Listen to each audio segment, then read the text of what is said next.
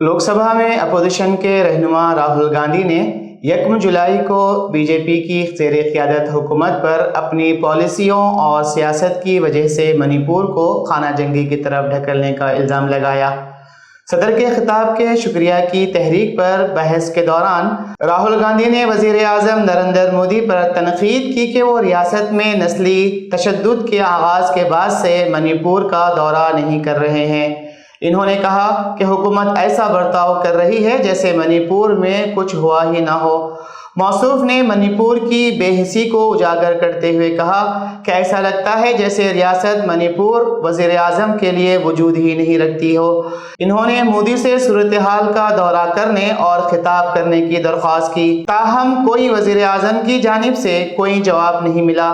मणिपुर में ख़वातीन की हालत-ए-ज़ार पर रोशनी डालते हुए गांधी ने बीजेपी पर तनक़ीद की कि वो अपनी तंजीम में ख़वातीन को शामिल नहीं करती। गुज़िश्ता साल में से मणिपुर कुकी क़बाइलों के एक मार्च के बाद नस्ली तशद्दुद का सामना कर रहे हैं, जो मेती कम्युनिटी की जानिब से शेड्यूल ट्राइब ST का दर्जा मांगने के खिलाफ एहतजाज कर रहे थे। दस्तूर हिंद में 3 नए फौजदारी क़वानीन के निफाज के साथ ही मुतअद्दिद कानूनी माहिरीन का कहना है कि कानून नाफिज करने वाले इदारों, अदालती अफसरान और कानूनी पेशावरों के लिए बड़े चैलेंजेस का सामना होगा। कहा जा रहा है कि ये क़वानीन किसी न किसी वक्त बहुत से शहरियों की ज़िंदगियों को मुतासिर करेंगे। गुज़िश्ता साल पार्लियामेंट में 3 फौजदारी क़वानीन के बिल पास होने के बाद कानून के मैदान में इर्तिक़ा की तरफ इस तरह के इक़दामात की ज़रूरत पर मुबाहिसे हुए। ENI के साथ एक इंटरव्यू में साबिक़ मरकज़ी वज़ीर क़ानून और कांग्रेस के रहनुमा अश्वनी कुमार ने कहा कि हुकूमत ने जिस तरह पार्लियामेंट में इन क़वानीन को तेज़ी से लाने और नाफिज करने में जल्दबाजी की, वो जमहूरियत में काबिल क़बूल नहीं है। ना तो पार्लियामेंट कमेटी में इन क़वानीन पर मुनासिब बहस हुई और ना ही हाउस में वसी पैमाने पर तबादले ख्याल किया गया।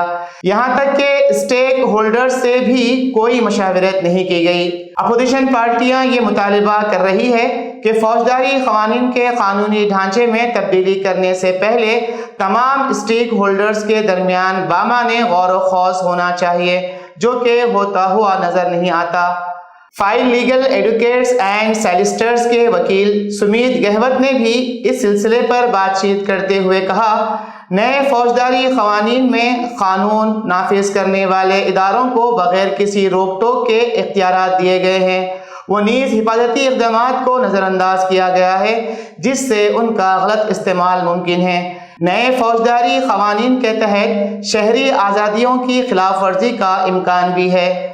इन्होंने मजीद कहा कि BNS की दफ़ा 150 के तहत गद्दारी का कानून जालिमाना बनाया गया है। दफ़ा 150 को दिगर दफ़ात के साथ चैलेंज किया गया और आईनी अदालतों के ज़रिए कलअदम करार दिया जाएगा। गद्दारी के कानून का पसे पर्दा दाखिला सियासी वजूहात की बिना पर मालूम होता है। जब पहले से ही खुसूसी कानून साजी के तहत दहशतगर्दी काबिल सज़ा है तो उसे आम तौर पर ताज़ीरी कानून के तहत जुर्म क्यों बना दिया गया? पुलिस हिरासत को 15 दिन से बढ़ाकर 90 दिन क्यों कर दिया गया है? नए फौजदारी क़वानीन में कई रुजाती इक़दामात हैं और ये सब पुलिस तशद्दुद और बदसलूकी के वाक़यात का सबब बनेंगे और बहुत से गैर यकीनी इलाके भी इसमें शामिल है। तहक़ीक़ाती एजेंसी के पास इजाफी इख्तियारात और सवाबदीदी हुकूक का गलत इस्तेमाल किया जाएगा, शहरी आज़ादियों को कमज़ोर किया जाएगा। इन्होंने मज़ीद कहा है कि इन क़वानीन के सही निफाज के लिए इदारा जाती सलाहियत नाकाफ़ी है। गिलवत ने मजीद कहा है कि मौजूदा फौजदारी नौ आबादियाती क़वानीन में मखसूस तरामीम के ज़रिए इस्तिलाहात की ज़रूरत थी और तमाम स्टेक होल्डर्स के साथ मज़ीद गौर व खौस, लेकिन इस तरह नहीं। ख़ास तौर पर यह क़वानीन मनमानी तौर पर जल्दबाजी में और पार्लियामेंट के ऐवान ज़री और ऐवान बाला में मुनासिब बहस के बग़ैर मंजूर किए गए। अक़वाम मुत्तहिदा के फ़लस्तीनी पनाह गज़ीनों के लिए इदारे UNRWA का कहना है कि गज़ा में 6,25,000 से ज़्यादा बच्चे 8 माह से ज़्यादा अरसे से स्कूल जाने से महरूम हैं। مذکورہ ٹیم کے ذریعے فراہم کردہ کھیل اور سیکھنے کی سرگرمیاں بچوں کو اسکول واپس جانے اور ان کے تعلیم کے حق کو بحال کرنے کے لیے انتہائی اہم ہیں۔ گزشتہ ہفتے غزہ میڈیا آفس نے کہا کہ اسرائیل کے غزہ پٹی کے خلاف کئی ماہ سے جاری جارحیت کے باعث کم از کم 8 لاکھ طلبہ تعلیم سے محروم ہو چکے ہیں۔ آفس نے غزہ کی وزارت تعلیم کے بیان کے حوالے سے کہا ہے کہ گزشتہ 7 اکتوبر سے غزہ پٹی میں مختلف تعلیمی سطحوں کی 8 لاکھ سے زائد طلبہ کو ان کے تعلیم کے حق سے محروم کر دیا گیا ہے، کیونکہ غزہ پٹی پر مجرمانہ صہیونی قبضے کی جانب سے نسل کشی کی جنگ جاری ہے۔ مختلف شعبوں کے 40,000 ہائی اسکول طلبہ اس سال کے ہائی اسکول امتحانات کے سیشن میں شرکت نہیں کر سکیں گے، جو ان کے مستقبل کے لیے ایک بے مثال خلاف ورزی ہے اور مقامی اور بین الاقوامی یونیورسٹیوں اور کالجوں میں داخلے کے ان کے مواقع کو کمزور کرتی ہے۔ گزشتہ ہفتے 50,000 طلبہ نے مغربی کنارے کے گورنریٹس اور بیرون ملک فلسطینی اسکولوں میں فائنل ہائی اسکول کے امتحان توجیہی میں شرکت کی، جبکہ اسرائیلی حملے نے غزہ کے طلبہ کو امتحان میں شرکت سے روک دیا۔ غزہ میڈیا آفس نے کہا ہے کہ 85% تعلیمی سہولیات براہ راست اور جان بوجھ کر نشانہ بنائے جانے کی وجہ سے خدمات سے باہر ہے، جس سے جنگ ختم ہونے کے بعد تعلیمی عمل کو دوبارہ شروع کرنے کی کوشش کو ایک بڑا چیلنج درپیش ہو سکتا ہے۔ آفس نے کہا ہے کہ پہلی ابتدائی جماعت سے 11ویں جماعت تک کے طلبہ اور اعلیٰ تعلیم کے طلبہ کے لیے تعلیمی سال کی تلافی کرنے کے منصوبے بنائے گئے ہیں تاکہ تعلیمی سال ضائع نہ ہو اور ان کے جاری سیکھنے کے لیے ضروری تصورات اور مہارتیں ان کے پاس موجود ہوں۔ Telangana state southern power distribution company limited نے پیر 1 جولائی کو اعلان کیا ہے کہ تمام موبائل ادائیگی کے خدمات بشمول فون پے، گوگل پے اور پے ٹی ایم نے آج سے تلنگانہ میں بجلی کے بل ادا کرنے کے لیے اپنی خدمات بند کر دی ہے۔ پاور ڈپارٹمنٹ نے ایکس پر ایک پوسٹ میں یہ بات کہی کہ RBI کی ہدایت کے مطابق فون پے، پے ٹی ایم، ایمیزون پے، گوگل پے اور بینکوں نے 1 جولائی 2024 سے TGSPDLC کے بجلی کے بل وصول کرنا بند کر دیے ہیں۔ پاور ڈپارٹمنٹ نے کہا ہے کہ صارفین اب صرف TGSPDCL کی سرکاری ویب سائٹ یا TGSPDCL موبائل ایپ کے ذریعے ہی بجلی کے بل ادا کر سکتے ہیں۔ تاہم یہ نوٹ کرنا ضروری ہے کہ یہ ایپ آئی فون صارفین کے لیے دستیاب نہیں ہے۔ مزید برآں صارفین اب بھی UPI ایپس کا استعمال کرتے ہوئے ادائیگیاں کر سکتے ہیں، تاہم یہ صرف ویب سائٹ یا ایپ کے ذریعے ہی رسائی حاصل کر سکتے ہیں۔ شہر میں صرف شہری آبادی ہی بجلی کے بل کی ادائیگی کے لیے تھرڈ پارٹی ایپ استعمال کرتی ہے اور وہی افراد اس سے متاثر ہو سکتے ہیں۔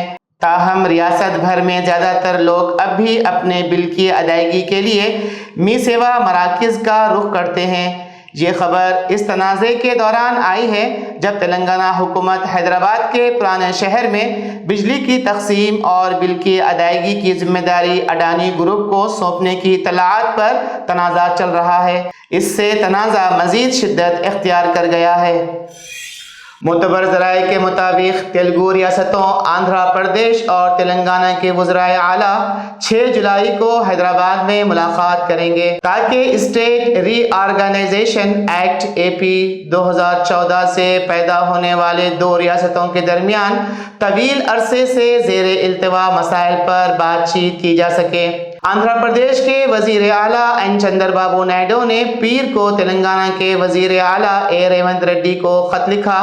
نائیڈو نے اپنے خط میں کہا کہ سابقہ آندھرا پردیش کی تقسیم کو 10 سال ہو چکے ہیں، حالانکہ دونوں ریاستوں کی ترقی سے پیدا ہونے والے مسائل پر کئی مواقعوں پر بات چیت ہوئی ہے۔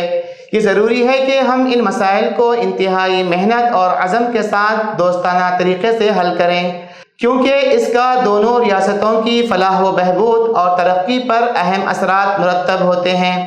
نائیڈو نے کہا کہ انہیں یقین ہے کہ دوبدو ملاقات ہمیں ان اہم مسائل پر جامع طور پر بات چیت کرنے اور اے پی اور تلنگانہ کے لیے باہمی فائدے والے حل کے حصول کی جانب مؤثر طریقے سے تعاون کرنے کا موقع فراہم کرے گی۔ انہوں نے تجویز پیش کی کہ وہ 6 جولائی کو ریونت ریڈی کی مقام پر ملاقات کر سکتے ہیں۔ تلنگانہ کے سی ایم او نے خط موصول ہونے کی تصدیق کی ہے۔ نائیڈو نے اپنے خط میں تلنگانہ کے وزیر اعلیٰ کے طور پر ریونت کے اچھے کام کی تعریف کی۔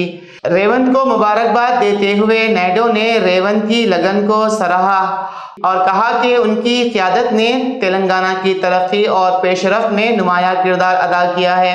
تیلگو بولنے والی ریاستوں کے وزرائے اعلیٰ کے طور پر ہم پر لازم ہے کہ ہم دونوں ریاستوں کے مسلسل ترقی اور خوشحالی کو یقینی بنانے کے لیے قریبی تعاون کو فروغ دیں۔